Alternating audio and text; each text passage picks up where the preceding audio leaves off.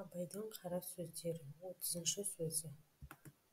Қырқын мінсе қыр артылмайтұғын, осы бір қырт мақтан деген бір мақтан бар. Сол неге керек, неге жарайды?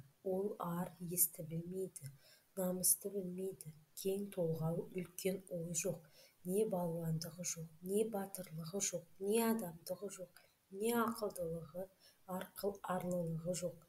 Мойнын бұрып қойып, өй Тәңір-ай, қойшы әрі, кімнен кім артық дейсің, кімнің басы кімнің қанжығасында жүр, ол менің қазаныма ас салып беріп жүр ме, мен онан сауын сауып отырмын ба, деп бұлғақтап немесе аяғаным жаным ба, өй енесін ұрайын, өліп кетпей неге керек, азар болса атылып, я осы үшін айдалып кетсем де көнгенім-ақ, әйтеуір бір өлім бар ма, деп қалшылдайтұғын кісі көп қой.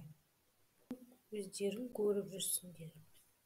Осы айтқан сөз бойына лайық қазақ көрдіңдер ме? Өлімге шыдайтұғын қазақ көргенім жоқ.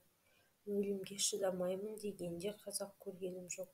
Кеңірдегін ғана көрсетеді-ау, қиылып қана қалайын деп.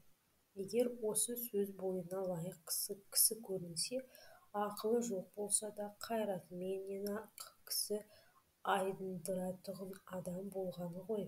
Егер шын айғайды көргенде кірер жерін таба алмайтұғын дарақы жұртты осы сөзімен айдындырамын, мына кәпірден кісі шошитұғын екен, дегізіп айдындырайын деп айтып отырған құр домбытпасы болып, босқа қоқиып отырса, соны не дейміз?